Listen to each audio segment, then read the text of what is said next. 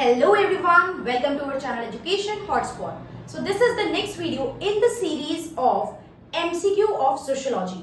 ये सोशियोलॉजी के जो MCQ हैं ये आपके मल्टीपल एग्जाम में हेल्प करने वाले हैं, चाहे आप आने वाला PhD का एग्जाम देने वाले हो, चाहे आप दिसंबर या अगले साल जून में होने वाला नेट का एग्जाम देने वाले हो। इसी बीच आपका जो है वो गेट का एग्जाम भी होगा, उसमें भी सोशियोलॉजी के MCQ आते हैं। अगर आप CUET post graduation MA entrance plan कर रहे हो या फिर कोई भी असिस्टेंट प्रोफेसर का एग्जाम प्लान कर रहे हो, सिलेबस और टॉपिक कहीं ना कहीं सेम होते हैं और MCQ प्रैक्टिस अल्टीमेटली गोल हमारा रहता है। एक बार कंटेंट पढ़ने के बाद जब तक आप ये नहीं देखोगे क्वेश्चन किस तरीके से आता है, MCQ की प्रैक्टिस नहीं करोगे, तब तक हमें कॉन्फिडेंस नहीं आता है। तो यहाँ पे हम डायरेक्ट विदाउट एनी ऑप्शन हम डायरेक्ट कंसेप्ट और उनके सोल्यूशन लाइक वन मार्कर की तरह चीजों की बात कर रहे हैं। मैं क्वेश्चन लिख के सोल्यूशन ऑप्शन देके बात नहीं कर रही हूँ, I am directly talking about the answer, क्योंकि हमें पता है इस जो पर्टिकुलर पेपर हमारे होने हैं उनमें कंसेप्ट प्लस फैक्ट जो भी MCQ पेपर होते हैं, मैं मल्टीपल टाइम आपसे बात कर चुकी हूँ, कंसेप्ट के साथ साथ फैक्ट भी इंपॉर्टेंट होते हैं। तो सिर्फ समझने से काम नहीं चलेगा और सिर्फ रटने से भी काम नहीं चलेगा, इन दोनों का मिक्सचर लेके चलना पड़ेगा। अब तक 28 टॉपिक्स पे हम लोग बात कर चुके हैं, आज हम लोग 29th टॉपिक पे बात करते हैं, जिसमें मैं बात करूंगी सोशियोलॉजी के बहुत सारे पर्सपेक्टिव होते हैं, जैसे कि फंक्शनलिज्म प्रकार्यवाद, स्ट्रक्चरलिज्म संरचनावाद, सिंबॉलिक इंटरेक्शनिज्म, प्रतीकात्मक अंत्यक्रियावाद, कॉन्फ्लिक्ट यानी कि संघर्ष। तो जो फंक्शनलिज्म के फादर या फाउंडर हम वर्ड यूज कर लेते हैं, फाउंडर ऑफ फंक्शनलिज्म कौन है? ये फंक्शनलिज्म क्या है अब क्लियर हो गया। यहाँ पे फंक्शनलिज्म है जो सोसाइटी के पर्सपेक्टिव है। तो फादर ऑफ फंक्शनलिज्म कौन है? डायरेक्टली आपसे क्वेश्चन पूछा जाएगा, the answer is Emile Durkheim. The answer is Emile Durkheim. इनको सुन लीजिए और अपने पास लिख लीजिए। ये अगर 4 से 5,000 MCQ वन लाइनर फॉर्म में आपके पास प्रेजेंट हो गए ना, तो आप लोग काफी अच्छे से चीजों को कवर कर सकते हैं। नेक्स्ट अगर हम देखेंगे, अगर आपसे पूछा जाए फाउंडर ऑफ स्ट्रक्चरलिज्म, दूसरा पर्सपेक्टिव है संरचनावाद। स्ट्रक्चरलिज्म की जो शुरुआत थी वो स्ट्रक्चर, लैंग्वेज के स्ट्रक्चर से हुई थी, लिंग्विस्टिक बेस लेके हुई थी। जैसे कि भाषा का एक अपना स्ट्रक्चर होता है।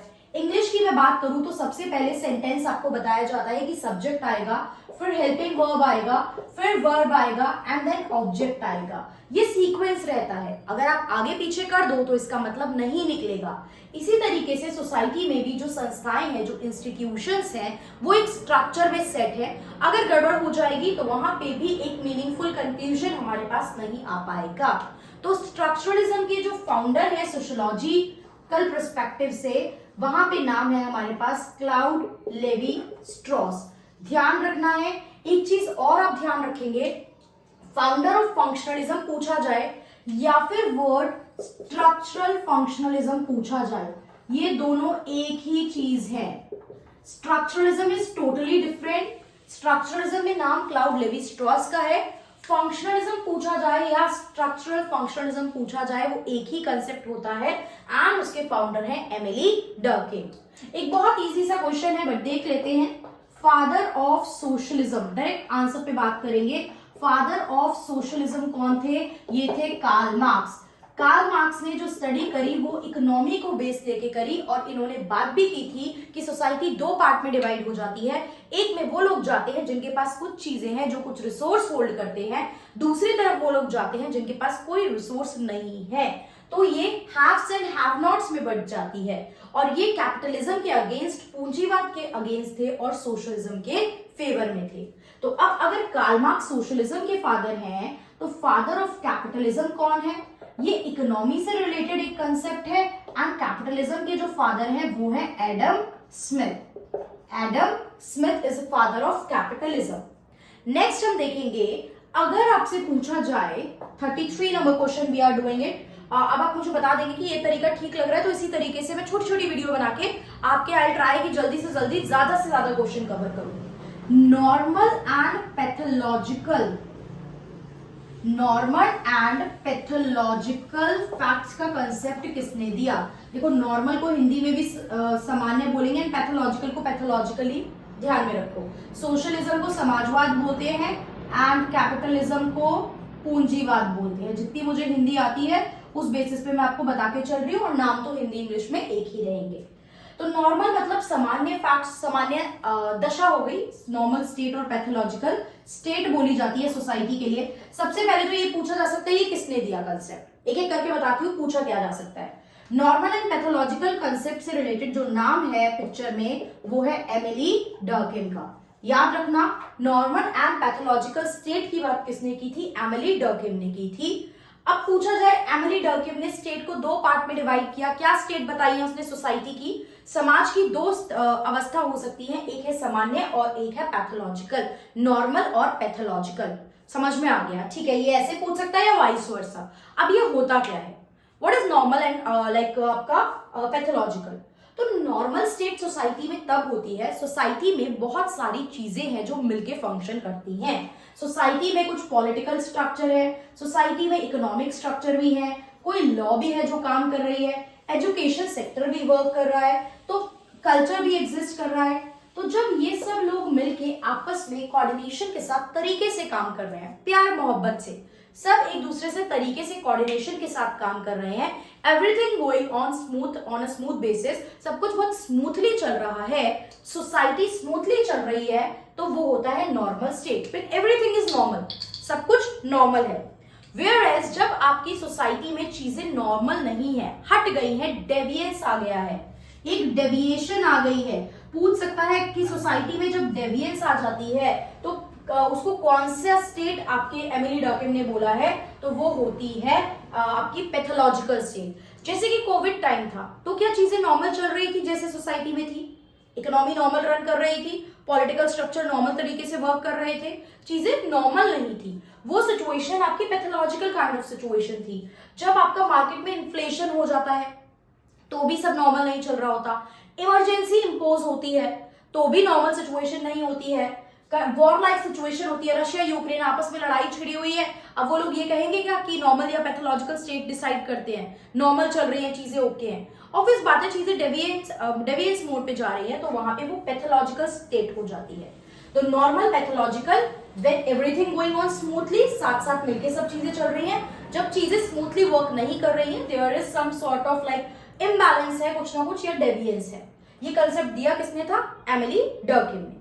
अब इसी से रिलेटेड एक और कंसेप्ट है एमिली डर्किम का हमारे पास, दैट इज एनोमी। पूछा जा सकता है एनोमी की बात किसने की, अगेन नाम पूछेगा फैक्ट तो एमिली डर्किम, इसका मतलब पूछेगा तो एक मतलब आपको जो याद रखना है वो रखना है नॉर्मलेसनेस। लिख के चल लीजिए आप लोग या फिर स्क्रीनशॉट ले सकते हैं, दो दो चार चार करके इसी तरीके से हम क्वेश्चन करेंगे। एनोमी मतलब होता है नॉर्मलेसनेस, जब सोसाइटी में कोई नॉर्म एग्जिस्ट नहीं कर रहे हैं। थोड़ा डिटेल में मैं आपको ये सोसाइटी वाला पार्ट बताऊंगी एमिली डर्किम का कभी कुछ क्वेश्चन में, तब बता दूंगी। नॉर्मलेसनेस मतलब कुछ नॉर्म, लेसनेस मतलब वो चीज एग्जिस्ट नहीं कर रही है। जब सोसाइटी में नॉर्मल सिचुएशन नहीं है, जो नॉर्म्स होते हैं सोसाइटी, जो बेसिक नॉर्म्स और रूल्स फॉलो करती है, वो रूल सोसाइटी में फॉलो नहीं किए जा रहे हैं। So it is the situation of anomie. Clear? ये एनोमी का कंसेप्ट भी किसने दिया था, ये दिया था एमिली डर्किम ने। क्लियर? एक कंसेप्ट और देखते हैं। अभी तक हमने बात की है आपकी 34 तक पार्ट पे, यहाँ पे बात की है। Let me see that board is visible, नीचे तक विजिबल है। ओके चलिए अब यहीं पे बात कर रहे थे विदाउट इरेजिंग दिस। क्वेश्चन पूछा जाए कि ऑर्गेनिक एनालॉगी, ऑर्गेनिक एनालॉगी को हिंदी में बोलते हैं जैविक सादृश्य, जैविक सादृश्य एंड सोशल इवोल्यूशन। सीधा सीधा आ जाइए, कंसेप्ट किसने दिया, इससे देखो दो तीन चीजें बताऊंगी मैं आप लोगों को, दो तीन क्वेश्चन बनेंगे। Organic analogy and social evolution का कंसेप्ट किसने दिया, आंसर है हमारे पास हर्बर्ट स्पेंसर ने दिया। आंसर है हर्बर्ट स्पेंसर ने दिया ये कंसेप्ट। सीधा नाम याद रखना, ये भी एक फंक्शनलिस्ट थे जो कहते थे, अब ये कंसेप्ट थोड़ा सा समझ लो कि जिस तरीके से ह्यूमन की बॉडी इवॉल्व होती है, डिफरेंट डिफरेंट पार्ट है। अच्छा, एक जो ह्यूमन बीइंग है वो एक बच्चे को जन्म दे रही है, फीमेल एक बच्चे को जन्म दे रही है, ये प्रोसेस हो रहा है, पॉलिनेशन होता है, जर्मिनेशन की बात है, प्लस यहाँ पे आपका फर्टिलाइजेशन है, ये सारी चीजें हैं सोसाइटी में। और धीरे धीरे ये चीजें डेवलप ह्यूमन बीइंग में, जैसे ह्यूमन की बॉडी इवॉल्व करी है उसी तरीके से सोसाइटी भी इवॉल्व हुई है with the passage of time. तो हर्बर्ट स्पेंसर ने इस ह्यूमन बॉडी के कंसेप्ट को लिंक करा सोशियोलॉजी से, सोसाइटी से, और उन्होंने ये कंसेप्ट दिया कि सोशल इवोल्यूशन भी होता है, ये चीज यहाँ पे भी एग्जिस्ट करती है।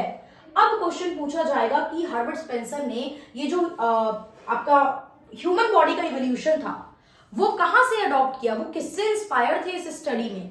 तो अगला क्वेश्चन बनता है कि ये किससे इंस्पायर थे। क्वेश्चन नंबर 36 अगर हम लोग यहां देखेंगे तो Herbert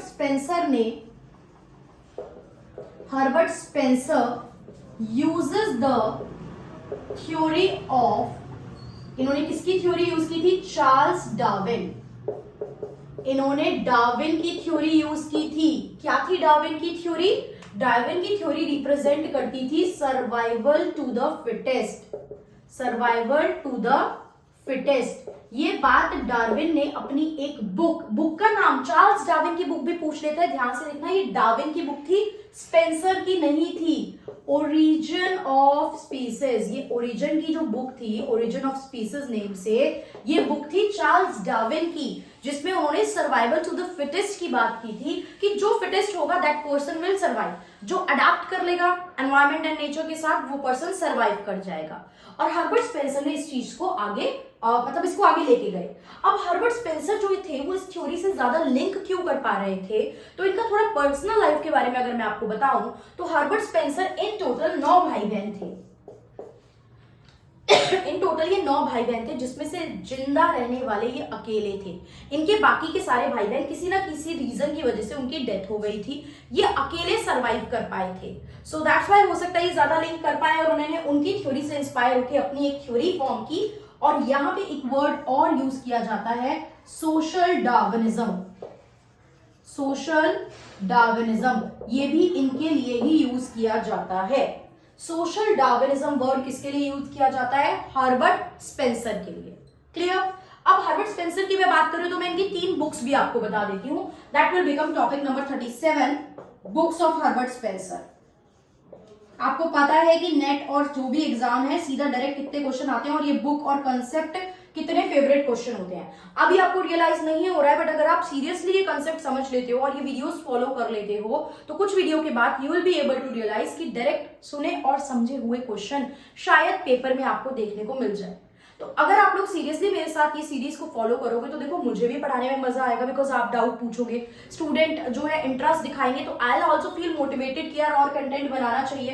I am not asking you anything for that, I'm not asking you to join this and that, to join this platform, to join that, to pay me this and that, nothing. यहाँ पे ये सब कुछ free रहने वाला है, बस आपको अपना टाइम इन्वेस्ट करना है और उसको भी मैं बचाने की कोशिश कर रही हूँ। फर्स्ट, मैं बोलती तेज हूँ तो वो वहां टाइम मैं बचाती हूँ आप लोगों का। दूसरा कि मैं कुछ आगे पीछे कुछ यहाँ पे एडिंग वाला सिस्टम नहीं है कि ये ऐड वो ऐड करना है, तो वो चीज में टाइम बच जाता है।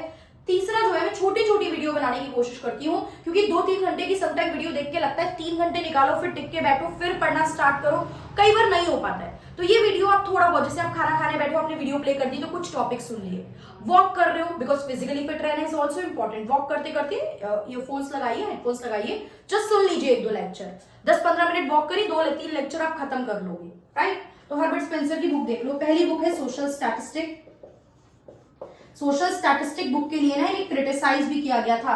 ये बोला गया कि आपने ना ये बुक जो है वो आपने ये कंसेप्ट जो है चुरा लिया है किससे? अगस्त कॉम्ट से। बिकॉज अगस्त कॉम्ट ने डिवीजन किया था सोसाइटी का, सोशल मतलब उन्होंने 2 कंसेप्ट दिए थे, social static and social dynamic. तो बोला गया कि आपने उनसे चुराई है, तो इन्होंने बोला यार चुराया वराया कुछ नहीं है, मैं तो बल्कि कोई और नाम दे रहा था, लेकिन वो नाम ऑलरेडी यूज में था जो नाम मैं देना चाहता था, तो इसीलिए मैंने क्या करा है, मैंने यहाँ पे इसको ये नाम दे दिया है। दूसरी इनकी बुक थी first principle, first principle and principle of sociology, first principle and principle of sociology. ये 3 इनकी बुक आपको याद रखनी है, first principle and principle of sociology. ये जो first principle and principle of sociology है, यहाँ पे इन्होंने बात की थी किसकी? इस थ्योरी की, organic analogy and social evolution की। अब एक लास्ट पॉइंट और यहाँ पे हर्बर्ट स्पेंसर के बारे में देख लीजिए कि स्पेंसर जो थे वो किसके कंटेम्पररी थे, मतलब किसके समकालीन थे। कंटेम्पररी मतलब क्या होता है? समकालीन। किसके समकालीन थे, मतलब इनके टाइम पे कौन एग्जिस्ट करता था? और तो अगस्त कॉम्ट ऑप्शन आ सकता है, अगस्त कॉम्ट के टाइम पे ये एग्जिस्ट करते थे, इनकी थ्योरी भी उस टाइम पे, इनकी स्टडी भी चल रही थी।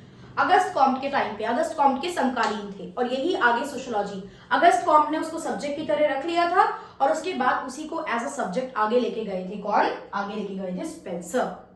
तो अभी अपनी सारी वीडियो, ये लेक्चर नंबर 4 है। लेक्चर नंबर 4 में हम लोगों ने 38 तक कवर कर लिए हैं।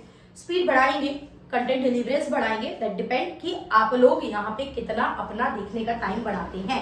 टाइम इन द सेंस कि कितने स्टूडेंट इसको देख रहे हैं, क्योंकि जब देखोगे तभी आगे तक वीडियोस में पहुंचोगे, और आगे तक पहुंचोगे वीडियो में तभी मुझे पता चलेगा कि कितने लोगों को डिटेल में समझ में आ रहा है चीजें या फिर समझ नहीं आ रही है। व्हाट एग्जैक्टली यू वांट, आपका किसी टॉपिक में डाउट है, आप चाहते हो कि मैं ये वाला टॉपिक लूं एमसीक्यू में, तो जस्ट मेंशन दैट।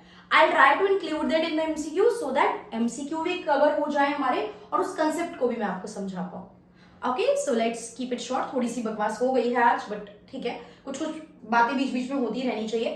38 तक हमने कर लिया है। नेक्स्ट वीडियो में वील कवर द टॉपिक और MCQ from 39। That's all for this video. Thank you for watching.